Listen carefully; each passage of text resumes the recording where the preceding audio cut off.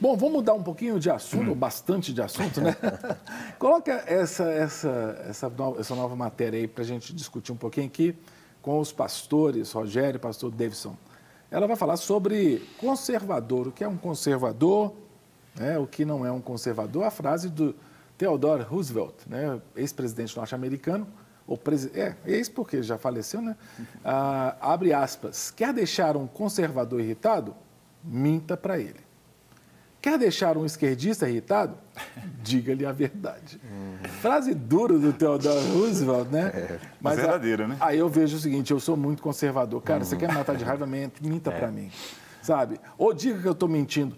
Porque aí, gente, até antes, tem uma formação moral e cultural familiar. Eu tive um encontro com Cristo pessoal aos 18 anos. Comecei a frequentar a igreja protestante. Eu era católico romano, né? Mas meus pais, católicos romanos, me ensinaram valores conservadores, valores da verdade. Né? Então, assim, para mim, mentira é uma coisa que não se cogita. Papai e mamãe me ensinaram direitinho isso aí. Com certeza. Então, assim, olha, não sou esquerdista, não, porque se eu não... coisa que eu não gosto é mentira. Agora, fala a verdade para o esquerdista, você vai ver. É verdade, hoje, um dos princípios, assim, que tem sido atacado é a verdade, né? Hoje, a verdade é relativa para todo mundo. A verdade não tem valor. Então, essa mentira que está no coração das pessoas, está na mente das pessoas, é algo que realmente ataca aquele que é um conservador, vamos chamar assim. Que conservador? Conservador é aquele que acredita ainda na verdade, que luta pela verdade, que busca a verdade. Esse é uma pessoa conservadora. Agora, e o esquerdista? O que é o esquerdista? O esquerdista, para mim, é aquele que vive numa fantasia, buscando um ideal que não existe, custe o que custar. Eu preciso alcançar esse ideal. Então, se você fala a verdade para ele, ele vai ficar irritado mesmo, porque ele vive num mundo de fantasia, num mundo que não é a realidade. E ele quer colocar isso no coração das pessoas. Outro dia eu vi um gráfico, achei muito interessante, perdão, uma tabela que mostrava assim, na escala de valores, na cabeça de um esquerdista e de um conservador, para o esquerdista, em primeiro lugar, está a ideologia. Depois, lá embaixo, vai estar a moral. Na moral e a ética, que é a questão da verdade. Na cabeça do conservador, a ideologia entra lá em quarto, quinto lugar. Em primeiro lugar está a moralidade e a ética. Por isso que, inclusive, Bolsonaro ganhou no Brasil, que é super conservador. O discurso dele, ele pegava João 4,32, João 8,32. Conselheiro, verdade.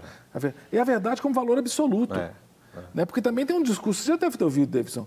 Você tem a sua verdade, eu tenho a minha verdade. Verdade absoluta. Mas é interessante, Roosevelt falando ali, quer deixar um conservador irritado, minta para ele. Então, vamos trazer para uma questão do conservadorismo cristão. O cristão, ele sabe quem que é o pai da mentira. Então, aquele que está mentindo, naquele momento ali, a gente, alguns dias atrás, estava comentando sobre o pastor, não é? Que está sendo processado pela cantora. Sim. Que chamou escrava de Satanás. Então, nós que somos cristãos, a gente entende que quando há a prática da mentira, segundo a palavra, estamos falando, afirmando sermos filhos de Satanás, porque ele é o pai da mentira. Então, quando você fala mentira para um cristão conservador, ele se sente ofendido, porque naquele momento ele está vendo a manifestação do filho do diabo. Então, isso para a gente, no meu caso, me incomoda muito. Algumas coisas do dia a dia que me incomodam. Estou chegando, a pessoa nem saiu de casa ainda. Gente, isso me irrita. Você está chegando, mas você está onde? Não, estou chegando. Não, peraí, você está onde? Estou saindo aqui de casa agora. Então, você não está chegando. Entendeu? Então, essas questões, e a gente vai deixando esses pequenos detalhes interferir, que daqui a pouco a gente não começa a perceber que a gente está falando grandes mentiras. Então, a gente tem que se cuidar muito em relação a isso também.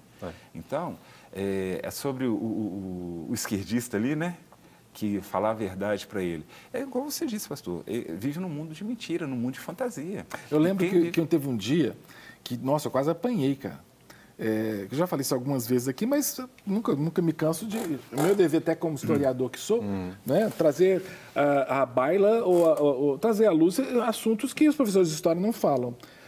Um dos grandes males do século XX foi o nazismo, né? E a maioria das pessoas que estudou sobre o nazismo, ou sobre o nazista, o partido nazista, não sabe o que quer dizer partido nazista. Eu lembro que um dia eu estava num debate, né, na academia, na faculdade, e alguém falou sobre o nazista, o partido nazista, aí eu na hora eu falei, você está falando do Partido Nacional Socialista? Rapaz, O negócio ficou feio, cara. Porque eu estava falando a verdade. A maioria das pessoas, a maioria absoluta, não sabia que a palavra nazista quer dizer nacional-socialista. Mas isso é a verdade. Sim. O Partido Nacional Socialista, o nome completo do Partido Nacional Socialista, do Partido Nazista, em alemão, Arbeiterpartei Nationalsozialistische Deutsch, quer dizer, Partido Nacional Socialista dos Trabalhadores Alemães. Quer dizer, o que era o Partido Nacional Socialista? O que era o Partido Nazista? Era o Partido dos Trabalhadores alemães, nacionais socialistas. Isso é verdade. O esquerdista morre de raiva. Mas que absurdo! Não, mas é verdade. Mas é porque o esquerdista, na maioria das vezes, ele quer contestar os fatos históricos sem ter o conhecimento. Exato. Né? Então, porque o esquerdista, ele é ideologista, né? Ele tem um ideal. Então, a pretensão dele, a propensão dele é o seguinte: eu já te resisto, independentemente da sua opinião, se ela for contrária à minha. Exatamente. A sua opinião pode ser até certa para você, mas eu te resisto porque a minha verdade ela tem que prevalecer. E aí são as verdades absolutas que a gente vai viver no dia a dia. Por isso que, por exemplo, uma coisa própria da esquerda é fazer faxina histórica. Por exemplo, o Stalin fez isso, o Lenin fez isso. Você pega fotos, é muito legal esse estudo. Você pega imagens, que na época já tinha fotografia. Por exemplo, Lenin tinha fotos com algumas pessoas. Essas pessoas traíam Lenin ou faziam alguma coisa. O que Lenin fazia? Fazia o Photoshop da época. Tirava a pessoa, mandava os artistas tirarem a pessoa da foto. Stalin também fez isso. Aqui em Minas mesmo, gente, quando a esquerda esteve no poder, eles mudaram o nome de viaduto. Tinha um viaduto aqui em Belo Horizonte, que era o viaduto Castelo Branco. Elevado Castelo Branco, que era o nome de um ex-presidente da República do Brasil, que foi mudado por uma questão ideológica. Porque ele era um general. O que eles vão fazer agora, né, em 2019, com tantos ministros militares? Exatamente. Você entende? É interessante isso, que meu pai, ele mora em Rondônia, dirigiu por muito tempo em Belo Horizonte e ele está aqui com a gente durante esse período. E a gente está rodando pela cidade de Belo Horizonte e ele tem se perdido da forma como Belo Horizonte mudou. Então, às vezes eu falo com ele, esse aqui é o antigo viaduto elevado Castelo Branco. Eu falo, antigo por quê? Não, porque agora mudou. É Helena Greco.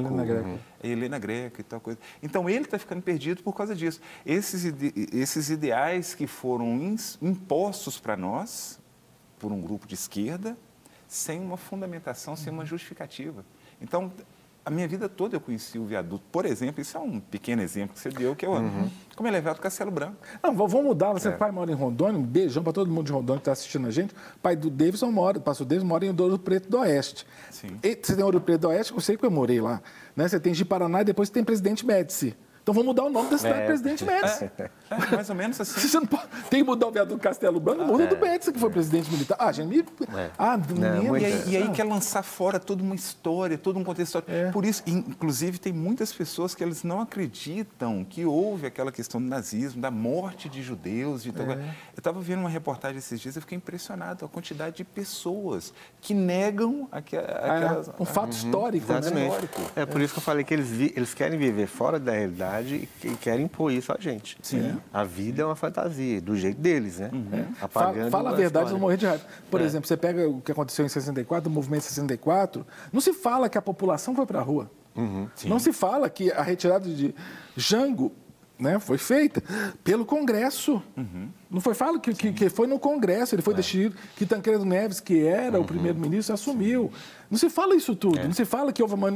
Sabe?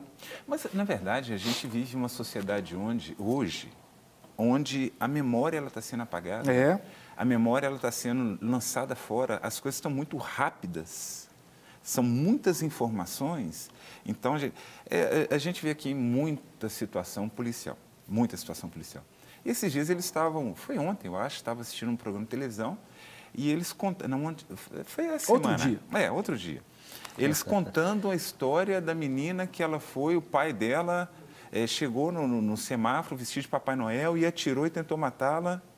E o pai morreu e agora é o tio que foi processado, foi condenado e tal. Eu tentando buscar pela memória quando que aconteceu isso. Porque as coisas estão acontecendo com tanta intensidade que a gente está perdendo a nossa memória. Verdade. Pois é. Bom, o tempo está passando mesmo rápido aqui até aqui. Terminou o primeiro bloco do programa. Nós vamos para um breve intervalo e já a gente volta com mais bate-papo, ok? Não quer ficar um segundo por fora da nossa programação? Agora você pode nos acompanhar através das plataformas digitais. Não perca tempo. Acesse, curta e siga-nos. Fique por dentro de tudo o que acontece por aqui. Rede Super, inspirando você.